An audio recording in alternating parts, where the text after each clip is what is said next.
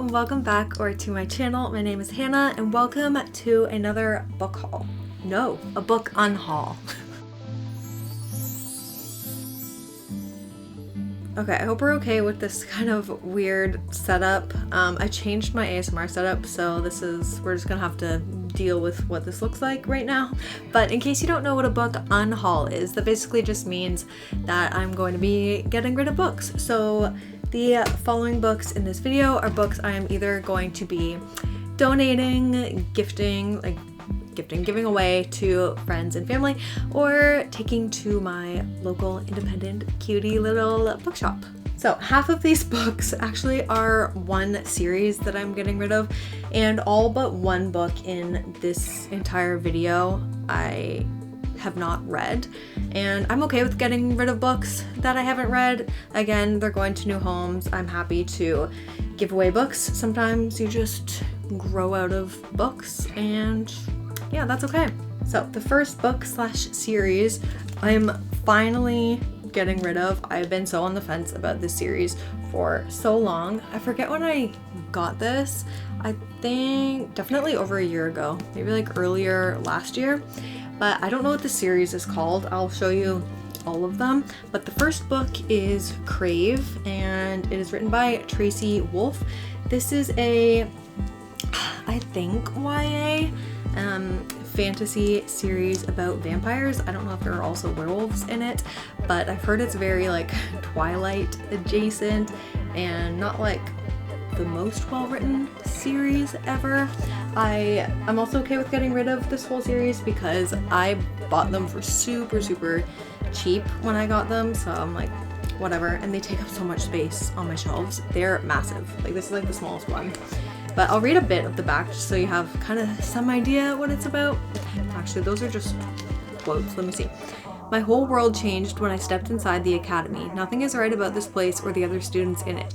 Here I am, a mere mortal among gods, or monsters. I still can't decide which of these warring factions I belong to, if I belong at all. I only know the one thing that unites them is their hatred of me. So yeah, it's about vampires and stuff. But one other major reason why I'm getting rid of this is that Tracy Wolff has been accused of plagiarism and copyright infringement to where the point, like, she wasn't just accused, like to the point where legal action was actually taken against her. So I don't know where that stands right now, but I don't know. I've just heard not great things about this author, like lots of plagiarism stuff. So I don't know. I'm not even really interested in reading this. Yeah, like if I want to read Twilight, I'll read Twilight, you know. So yeah, this is the first one, Crave. Then we have the second one, Crush. I'll show you closer up. The covers are kind of cool. Like, I don't mind them. They're very simple and they have the deckled edges. I know a lot of people don't like deckled edges, but I do. So this is the third one, Covet. It's very red. Then we have the fourth one, Court, all yellow-like. The fifth one, I really like the color of this one, Charm. And then the sixth one, if this is the last one in the series, I have no idea, don't really care. Cherish, purple with the crown, da-da-da. You see how thick they are? Like, it takes up this much shelf space. So I have a ton of shelf space now, which may or may not already be taken up. Okay, so the next book I will most likely be getting rid of is this special edition of One Dark Window by Rachel Gillig. I actually read this duology last month, and I really enjoyed it. Loved the duology. So I have the regular traditionally published versions of them, and I'm okay with just having those. The major reason I'm gonna get rid of this, even though I love the series, is because to me, there's nothing really special about this edition. It is a Fairy Loot copy from years ago whenever I was a Fairy Loot subscriber. So I got it just from being a subscriber. But the cover of this is the exact same as the normal cover. So it's not even like a different cover, which is kind of the point of getting like Illumicrate and Fairy Loot. And the edges are so boring. Like, they're just green. And then the disappointment continues because the end papers Like, the art of the characters is really beautiful. Like, I love Elspeth, but it's so dark. Do you see that? I feel like everything just blends together. It's just, I don't love it. And, okay, this is, like, that's nice, but again, really dark. And it's reversible. It's pretty, but it just, you know. And then the back, same deal. Hey, girl. Yeah, it's just so dark. Like, I don't get it. And it's not signed either. So, I just don't, I don't need it. I don't need it taking up space. It looks just like the normal version. Next, I have a couple contemporary romances that I will be parting with. The first one is The Kiss Quotient by Helen Huang. I've had this one for years. Just going through some books that I've had on my shelf for a long time. This one just didn't really interest me anymore. It gave me the vibes of The Love Hypothesis by Lauren Roberts, and I enjoyed that one. It was nothing crazy, but this one, yeah, I don't know. I just didn't see myself getting to it anytime soon. I'm not the biggest contemporary romance reader, but even with that said, there are a lot of contemporary romances that I actually want to read. So she's going to a new home. And another contemporary romance I have is Wreck the Halls by Tessa Bailey, which is actually a Christmas romance. And the only reason I still have this is because of the cover. I do think the cover is very cute, very pretty. Love the cover. But Tessa Bailey, I've discovered over and over again, is not the author for me. I will not be reading any more of her books. I've read 5 or 6 of them, and a while back I got rid of the few of hers that I still had that I hadn't read because I just know she's not an author for me. I really don't like her spice, her writing style. I don't know, just a bunch of things, which is fine. That's totally fine. She's not for me. But I had kept this one because I like Christmas novels. I thought it just a standalone for Christmas, whatever. And also just the cover. Honestly, the cover is just really cute. But going through my books, this time I was like, I really don't want to read another Tessa Bailey. And I already have a couple Christmas novels that I want to get to this holiday season. I don't need a ton of them. It's just time.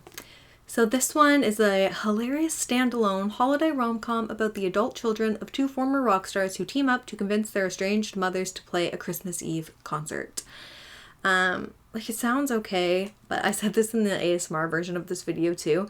Just reading the blurb on the back, like, I got everything I need from this book. I feel like I know exactly how it's gonna go, what's gonna happen, so a few more. This random one, So Help Me Golf, Why We Love the Game by Rick Riley. I don't remember where I got this. Could have been on a trip to Scotland when we were hyped up on golf. I do golf. I love golf, but I don't need to read this book. It's just kind of random, just about the author, what golf has meant to him and to others. Just, I don't see myself ever picking this up.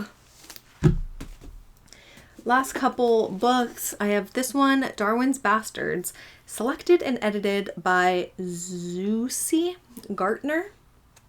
This, I think I got as a gift, like as a child. I have had this book for a very long time, and I can't figure out if it is a children's book or not, but it is a collection of 23 dazzling stories that take us on a twisted, wild ride into some future times and parallel universes, where characters as diverse as an ethnomusicologist searching for feist in a post-celebrity world, a one-legged international actuarial forensics specialist, a pharmaceutical guinea pig, and a far-sighted fetus play for keeps in their own games of the survival of the fittest. Those themes sound like it's probably a children's book, but yeah, lots of authors contributed to this book. So that's great. I just don't ever see myself getting around to it. I'm not the biggest fan of short story collections. And yeah, it's time. And finally, I have a Romantasy, I think. Definitely fantasy, by Jennifer L. Armentrout, who is a very popular romantasy fantasy author. She has a ton of books. This is A Shadow in the Ember, which is a Flesh and Fire novel. I thought that this was like the very first book in the first series, like this world, but it's actually not. It's the first book in like one of the spin-off series or something. I don't really know. All I know is that there are so many books in these series. Like, it's overwhelming. These books overwhelm me. I've never read a book by this author. I've heard really good things. I know they're kind of like romantasy classics, and I've also heard some not controversial, but people not liking them, and I don't know. I just don't see myself getting to it. I would need to get the entire first series as well, and they're just so long, and there are just so many other books that I would put before this. This book is really heavy, by the way. So I just think I've held on to this for so long. I just think it's time to go. Yeah, let me know if you've read this though, because I really don't know anything about it, but she's gonna go. Okay, you can see my big stack of books over here that I was piling up. But that is going to be it from me today. Thank you so much for making it this far in the video. Make sure you are subscribed to the channel so you know when I upload. I have lots more bookish videos planned, and leave a comment down below on your thoughts. Thank you, thank you, thank you. Go take care of yourself, and I'll see you in the next one. Bye.